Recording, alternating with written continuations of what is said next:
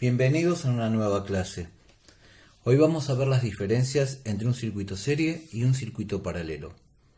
Acá vemos un circuito serie con sus elementos mínimos, una fuente de energía, un interruptor y tres lámparas L1, L2 o L3 o tres resistencias.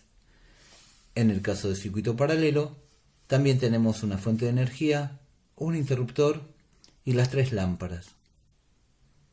Vamos a ver el primer caso. En un circuito serie, la intensidad total va a ser la misma que pase por L1, por L2 y por L3. Hay un solo sentido de circulación. Entonces ponemos intensidad 1 igual a intensidad 2 igual a intensidad 3. En cambio, en un circuito en paralelo, cuando la corriente eléctrica circula por aquí, se encuentra con un nodo o bifurcación de más de dos conductores, donde la corriente se va a tener que dividir y pasar por L1, por L2, por L3, para luego volver a encontrarse y formar así una sola corriente. En este caso, la intensidad total va a ser igual a la suma de cada una de las intensidades, intensidad 1 más intensidad 2 más intensidad 3. Vamos a ver qué pasa con la tensión o la diferencia de potencial. La diferencia de potencial o la tensión total en un circuito serie va a ser igual a la suma de cada una de las tensiones, es decir, caída de potencial 1 más caída de potencial 2 más caída de potencial 3.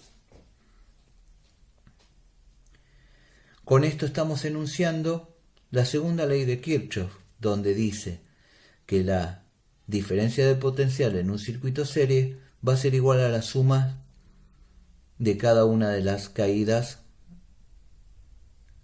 de potencial en cada resistencia. En el caso anterior, la primera ley de Kirchhoff dice que en un circuito paralelo, la corriente total va a ser igual a la suma de las corrientes salientes del nodo. Vamos a ver la tensión ahora. La tensión total, en este caso, va a ser igual a la tensión 1, o caída de potencial, a la caída de potencial 2, y a la caída de potencial 3. Con esto nos estamos dando cuenta de algo. En un circuito serie, si yo saco una lámpara o se quema, no va a haber sentidos de circulación posible, es decir, las otras dos lámparas no se van a encender. En cambio, en un circuito en paralelo, por más de interrumpir una lámpara o sacarla o que se queme, la corriente va a seguir pasando por L1 y por L3 en este caso. Vamos a ver el caso de las resistencias. En un circuito serie, la resistencia total va a ser la suma de cada una de las resistencias,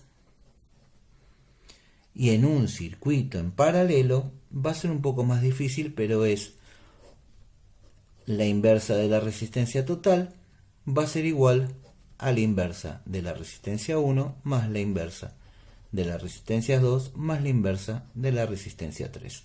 O 1 sobre resistencia total igual a 1 sobre resistencia 1 más 1 sobre resistencia 2 más 1 sobre resistencia 3. Que esto luego lo vamos a ver en otros ejercicios. Pero para que quede claro, circuito serie, intensidades iguales. Tensiones, total igual a la suma de cada una de las tensiones o caídas de potencial.